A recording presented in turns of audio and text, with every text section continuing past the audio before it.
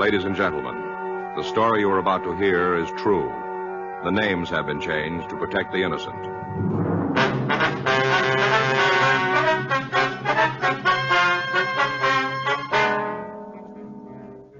You're a detective sergeant.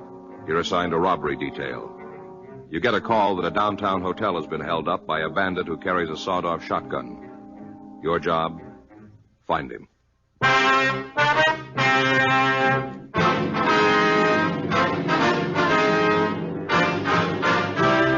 Dragnet, the documented drama of an actual crime. For the next 30 minutes, in cooperation with the Los Angeles Police Department, you will travel step by step on the side of the law through an actual case transcribed from official police files. From beginning to end, from crime to punishment, Dragnet is the story of your police force in action. It was Sunday, October 9th. It was cool in Los Angeles. We were working the night watch out of robbery detail. My partner's Frank Smith. The boss is Chief of Detectives Thad Brown. My name's Friday. We were on our way out from the office, and it was 2:06 a.m. when we got to the corner of Cinnabar Street and Grand Avenue. The Brinton Hotel. Well, I just done what he told me. I figured there was no point in getting myself all roiled up. Didn't see where that would be helping matters. Yes, sir. Whatever he said, I done it. Hey, you fellas looking for a room? Police officers, this is Frank Smith. My name's Friday. Are you from robbery? That's right. Roberts, 1F16. Mm-hmm. You answered the call? Yeah. The description's out. Metro's sending a couple of cars to help us look for the suspect. All right, good. Anything else I can do for you? No, not right now. Okay. I'll take care of the report. Thank you. We'll check with you. Right. You know, I sure would have been wrong about you two. What's that? I never would have guessed you was cops. Oh, Salesmen. That's what I'd put you boys down for. I see. Ladies ready to wear. Guess I would have missed the boat this time. Yes, sir. Would you tell us about the holdup, please? I thought them other officers already let you in on it. We'd like to get the details from you if we could. Oh. Well, I ain't got nothing better to do. Stuck here till 7 a.m. anyhow. Wonder if we could have your name. Boxer, Tom Boxer. That's Boxer? That's it, just like a dog. Uh-huh. What time did the robbery take place? 45 minutes ago, along around 1:20, somewhere in there. Mm-hmm. Wasn't 1:30 yet, I'm sure of that. Oh? See, I was listening to the radio. Stan Swift. Who's that? You know Stan Swift. He's on every night, midnight till 6, 7 nights a week. Oh, yeah. The nights go swifter with Swift. That's how he puts it. Uh-huh. Gives a time signal every hour and every half hour. Remember him giving the 1 a.m.? Hadn't given the 1:30 yet, so it must have been around 1:20 when this fella come into the hotel. What'd he do? Walked up to the desk. Yes, sir. I didn't even know he was there. Well, not at first. Mm-hmm. I was sitting down in that chair, kind of had my back away from the door. Mm. Didn't hear him neither on account of being plugged in. What was that? To my radio. Oh, I see. This here gadget, see? Mm-hmm. It's into your ear, like so. Yeah, I understand. Let you listen without waking nobody up. Other end attaches to the set, like so. Mm-hmm. You mean that's a radio? Sure is. You ain't never seen this kind before, huh? No, sir. Transistor. Oh. That's what they call it. Regency transistor. Ain't got no tubes. That's what makes it so small, you see? Carry it around in your pocket if you have a mind to. I see. Real good tone, though. Plenty of volume if you want to let it out. Yes, sir. Now, if you just tell us about the robbery, would you, Mr. Boxer, please? Well, ain't that what I've been doing? Yes, sir. You said this man walked up to the desk? That is right. Maybe stood there a couple of seconds before I sensed him. Mm-hmm. Unplugged myself. Got up and asked him if he wanted a room. He said he did, single. Yes, sir. Checked the boxes to see what was vacant. Had my back to him while I was checking. Didn't notice him opening up his satchel. Mm-hmm. Must have been carrying the gun there, in the satchel. Anyway, when I turned around to register him, I found myself staring into the barrel. Shotgun it was. All right, go ahead, please. This is a stick-up, he said. Do what I tell you, and you won't get hurt. I didn't know whether he meant business or not, and I sure didn't aim to test him to find out. Mm-hmm. Yes, sir, I said. You just tell me what you want, and I'll do it. Yeah. I ain't no coward, you understand, but I ain't no hero neither, especially when I'm facing up to a shotgun. Sure. Like the man says, only real heroes are dead heroes. Yes, sir. Me, I'd just as soon go on living. That's why I done exactly what he told me. Give him the money from the cash drawer here. See? Every penny. Hand it all over to him. Didn't try to hold none back. Yes, sir. How much was there? $60, somewhere in between there. Mm-hmm. What happened then? Well, he told me to empty my pockets, lay the stuff on the desk. You did, huh? I emptied them. I didn't have more than $3 or $4 in change. He scooped it up with the other money, shoved it into his satchel. I see. Then he said for me to come out from behind this desk, walked me over to the elevator, told me to get inside and ride up to the top floor. That'd be the third. You see, the hotel's 3 stories high. Yes, sir, I understand. I suppose I could have got off on number 2. He would have known the difference. Floor indicator down there don't work. Mm-hmm. But I didn't see where I'd be gaining anything by it, so I done what he told me. I rode up to 3. How long did you wait there? Oh, till I seen him leave the hotel. Mm-hmm. From the window end of the 3rd floor hall. Did he drive away? No, just strolled off. I don't think he had a car. I see. Turned the corner, and that was the last of him. Mm-hmm. And what did you do then? Took the elevator back down, called the police, listened to the radio while I was waiting. Yes, sir. Figured I might as well take it easy till the cops come. Wasn't more than 5 minutes before them officers walked in. A little while later, you fellas walked in. I guess you know when that was. Yes, sir. Now, Mr. Boxer, could you tell us what he looked like? Huh? The man who held you up.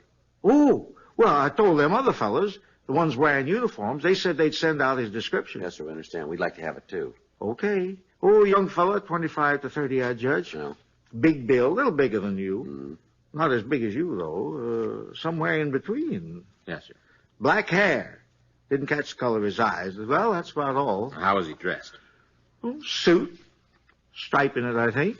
Maybe dark blue with a gray stripe. Bow tie. Kind of dapper. Mm-hmm. Have any scars? Not where you'd notice them. He said he carried the gun in a satchel, is that right? Must have been where he had it. Didn't actually see him take it out, though. Back was to him at the time. How big was the satchel? Oh, medium-sized, about so long. Any initials on it? No, not so far as I can recall. What about the gun? How big was it? This long, maybe. Mm-hmm. Single barrel, sawed off. Could you tell the make? Well, I ain't no expert on shotguns. No. Would you know this man if you saw him again? Sure, I'd be a fool not to. Why? I'd like to have you come down to City Hall in the morning, Mr. Boxer, if you would. But what for? I want to show you some photographs, see if we can pick them out. You mean this morning? Yes, sir, if you would.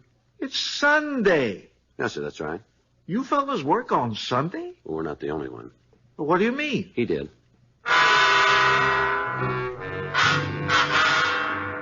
Frank and I checked with the patrol officers who had answered Mr. Boxer's call. They told us that a search of the immediate vicinity had failed to turn up anyone who answered the suspect's description. 3:16 a.m., the crew from the crime lab finished up their investigation. There were no useful fingerprints or other physical evidence in the lobby of the hotel. 7:38 a.m., we checked the suspect's M.O. and the description with the stats office. They came up with 18 possibles. We pulled the packages from R&I and took them back to the office. Well, looks like it might rain. Pretty early in the season, isn't it? Well, the paper says we're going to have a wet winter. All right. Real good for skiing, I guess. Yeah. That's what you need. Lots of moisture. Heavy snow. You never go skiing. No. Well. No, I thought about taking it up a couple of years ago. Faye blew her stack, though. Oh. Said I'd probably break my neck first time I tried. Mm-hmm. Sometimes I think she worries more about me than she does about the kids. Mm-hmm. Good morning, gents. Oh, hi, sir. Hope I haven't kept you waiting. No, sir, not a bit. How are you today, Mr. Boxer? Sleepy.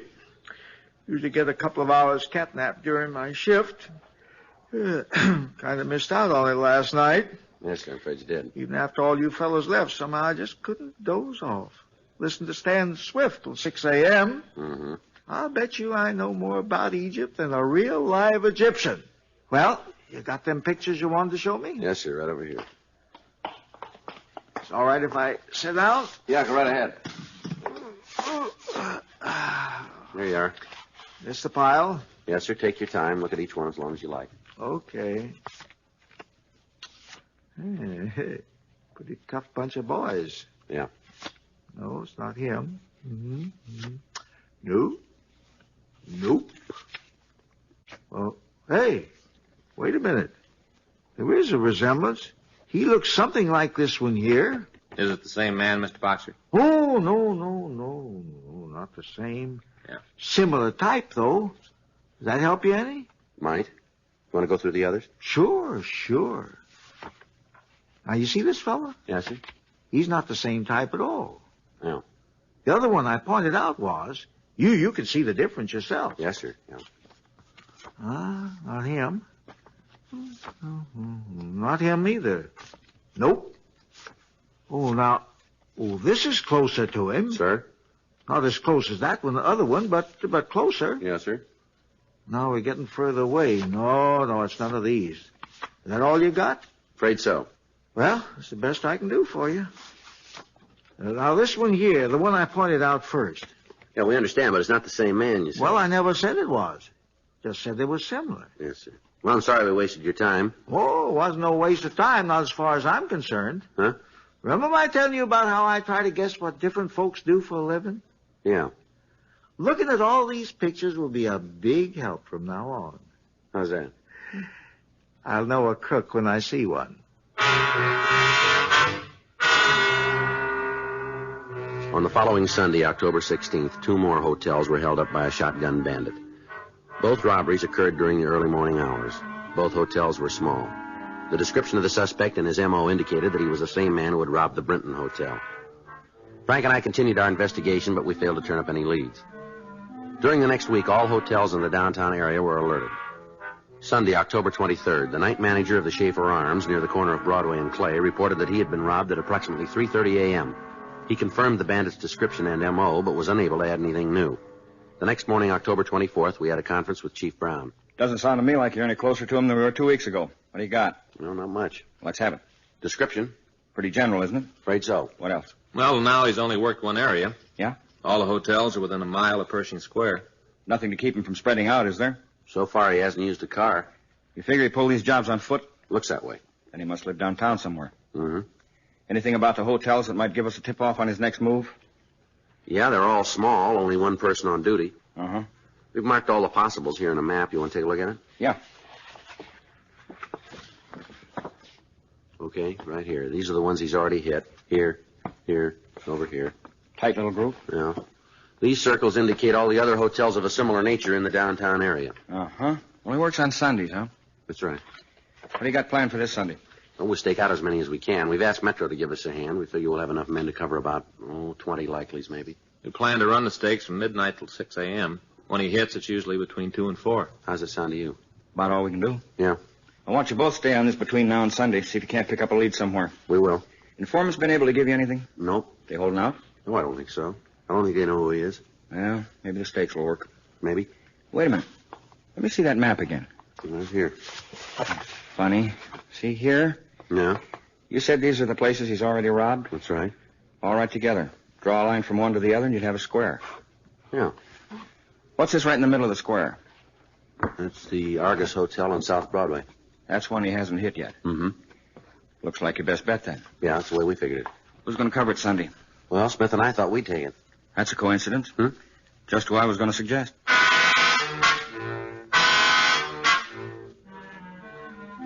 During the rest of the week, we continued our investigation, but we failed to turn up any additional information about the suspect. A few minutes before midnight on Saturday, October 29th, men from Metro and Robbery Division staked out 22 locations in the downtown area. Sunday, October 30th, 12:05 a.m. Frank and I entered the lobby of the Argus Hotel, and we walked up to the desk. Sorry, we're full up. Like to talk to the manager if we I can. said we're full up. We're police officers. Huh? This is Frank Smith. My name's Friday. Oh, Could we see the manager? I'm the manager. You own this hotel? Me and my husband. Well, maybe we better talk to him. Go ahead. If you can find him. Isn't he here? Nope. Would you know where he is? Nope. Not getting drunk, probably. Let me see. I work nights, he works days. He don't tell me where he goes at night. I don't tell him what I do during the day. That's our arrangement. Mm. It don't make for a real happy marriage, but it keeps us from killing each other. Yes, ma'am. Is there somebody who could take over for you here tonight? Nope. Now, you're sure your husband didn't say where he was going? We don't talk. Oh. He wants me to know something, he writes me a note, leaves it on the desk, and I do the same for him. I see. We ain't exchanged no words for the last 2 years. Uh-huh. Saves a lot of wear and tear on the nervous system. He never said nothing worth listening to anyway. I see. Well, what do you fellas want? Well, ma'am, several hotels have been held up downtown lately. Nah, You were warned about it, weren't you? George was warned, left me a note. I see. Well, there's a chance he might come here tonight. If he does, I'm ready for him. Hmm? Got me a gun. Pistol. Keep in the cash drawer, see? Yes, ma'am. I know how to use it, too. He shows up, I'm ready for him. Is there someplace we could wait in case he does? You don't have to. I don't need no protection. Told you. I've got a gun. Yes, ma'am. So's he.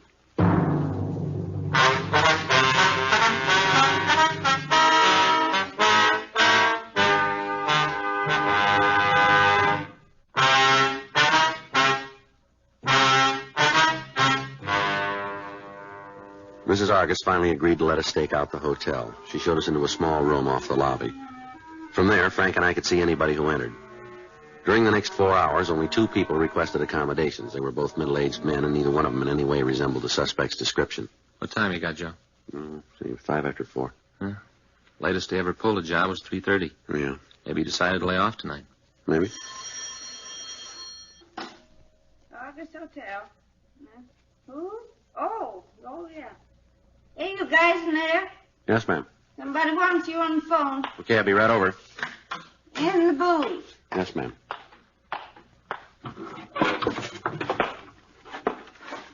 Friday. No, wait a minute. Okay. What's that address? Yeah, I got it, thanks. Right. What's up? Looks like we staked out the wrong places. Yeah? All-night cafe on South Main. The owner was held up. He's pretty badly wounded. Huh? Sawed-off shotgun. Frank and I drove over to the Joplin Grill at the corner of Main and Vincent Place. We talked to the patrol car officers who had discovered Fred Joplin's body. They told us Joplin was unconscious when they found him. They said that they'd called an ambulance and that he'd been taken to Georgia Street Receiving Hospital. We telephoned the hospital and asked them to be notified as soon as the victim was available for questioning. 4:42 a.m., Lieutenant Lee Jones and the crew from the crime lab began their investigation. Frank and I went back to the office. October 30th, 10:17 a.m., Georgia Street reported that Joplin had recovered consciousness. We drove down there and talked to Dr. Sebastian. He said that Joplin was suffering from shock and loss of blood. He also said that Joplin's right shoulder was severely lacerated and that there was a possibility the arm would have to be amputated. 10:46 a.m., we interviewed the victim. Sat down on the stool and asked for a cup of coffee. Yes, sir. I turned around, picked up the Silex, started filling the cup. Time I was finished, he got his gun out. Guess he had it in that bag he's carrying. Yes, sir. Told me it was a stick-up. Said to give him the money from the register or he'd shoot me. I didn't say nothing, just stood there kind of staring at him. Yeah. He raised up his gun. Shotgun it was. Yes, sir. I mean business, mister. That's what he said next. I mean business. I see. I still didn't say nothing, just stood there with that cup of coffee in my hand. Start moving, he said. Voice sounded real low and mean. Didn't seem to match his face. Sort of a pleasant-looking fella. Voice was mean, though. Yeah. Started gesturing with that shotgun, pointing toward the register. That's when I let fly. With a cup of coffee. Smashed it right into his face. I see. Must have given him quite a jolt. Yes, sir. Didn't keep him from shooting me, but it sure wrecked his aim some. Leastways, I'm still here. Don't remember nothing after that. I see. Sure, hit him a good one, though. Them coffee cups ain't the lightest things in the world. Yes, sir, I understand. Not to mention the coffee itself. Scalding hot it was. Right here. That's where I belted him. Right in the jaw. Used to be a ball player, you know. Is that right? Wasn't a pro exactly, but I had a first-rate pitching arm. Lefty Joplin, that's what they used to call me. Back in Junction City, Kansas it was. Local merchant sponsored our team. Pitched 16 winners one season. Best record in the league. Yes, sir, that's very good. Well, I ain't lost all my technique. Leastways, I sure whacked him with that cup. Yes, sir. Doc say anything to you fellas about how I'm doing? Well, just that you're getting along. He make up his mind about my right arm yet? What? Whether I'm going to lose it or not? No, sir, he didn't tell us.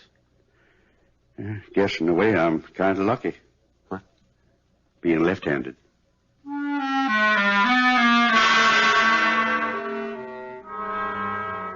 We asked the victim, Fred Joplin, to describe the suspect. The description he gave us tallied with what we already had. 11:17 a.m. Frank and I went back to the office. I can't figure it out, Joe. What? Why he'd switch from hotels to a cafe. Well, maybe he tumbled to our steakhouse. Yeah, I thought sure he'd try the Argus, though. It's the right spot for him. I get it. Robbery Friday. I see. Yeah. Anything else? Well, give us something to go on anyway. Thank you. Right. Lee Jones in the lab. What's he got? Well, Joplin was right. He sure didn't miss with that coffee cup. They find the pieces? More than that. Huh? Found a broken front tooth.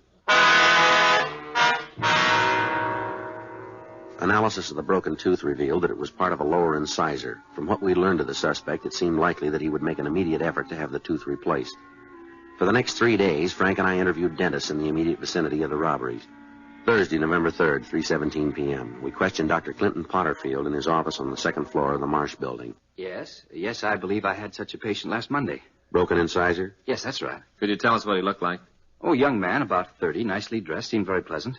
Did he say what had happened to his tooth? Yes, he did. Automobile accident. I see. He knocked it against the steering wheel. Uh-huh. He wanted a new fitting right away. Yes, sir. Agreed to make him a temporary as soon as I could. It should be finished tomorrow. Mm-hmm. He offered to pay me extra if I'd hurry it up. I told him you can't rush a new bridge, even a temporary. Yes, sir. Did he give you his name and address? Well, not me personally. My receptionist takes care of those details. Yes, I understand. Would you mind checking with her? No, not a bit. Excuse me.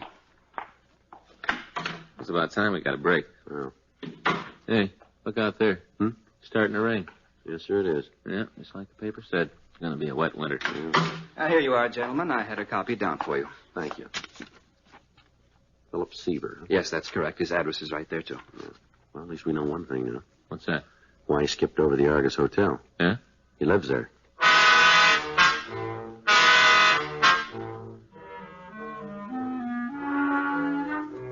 "3:58 p.m. Frank and I drove over to the Argus Hotel, and we talked to the owner, George Argus. He told us that Philip Seaver lived on the second floor, room 23. He said that Seaver was a quiet young man who had been staying at the hotel for the past 6 weeks. He also told us that Seaver worked nights and was probably in his room now. We took the elevator up to the second floor. There it is. All right. Yeah. Hey, Get against the wall there. What? Move! I sure don't know what this is all about. Oh, he's clean, Joe. All right, turn around. Okay. Where's the shotgun? You guys must be off your I'll rockers. see what I can turn up. All right. You got no right to come busting in here. Yeah. Now, what would I be doing with the shotgun? Why don't you tell us? I never had a gun in my life. Boy, you cops sure make the darndest mistakes. I bet you picked the wrong guy up half the time. Yeah, sure. Look, there's nothing in that bureau except my clothes there, fella. Yeah, what about this? Well, it's just a satchel, that's all. It's locked. Where's the key? I don't know, I lost it. Break it open. Yeah. Hey, that's a good bag. It's not worth anything to you without a key, is it? All right, Seaver, let's go. How the heck did that get in there? You don't know. I told you I didn't. Yeah. I never had a shotgun in my life. Well, you got one now. Oh, I must have picked up the wrong bag by mistake. Sure, that's what happened. All right, come on, Seaver. Okay, I'm coming.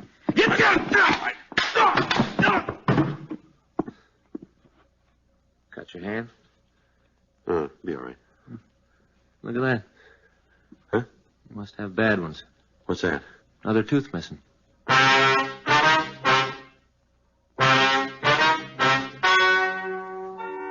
The story you have just heard is true. The names were changed to protect the innocent. On March 12th, trial was held in Department 98, Superior Court of the State of California, in and for the County of Los Angeles. In a moment, the results of that trial.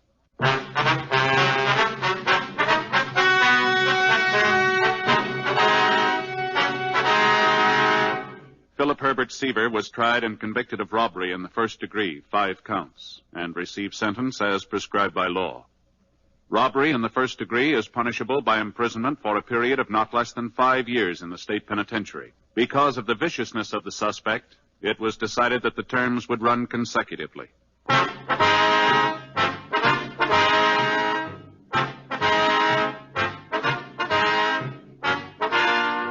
You have just heard Dragnet, a series of authentic cases from official files.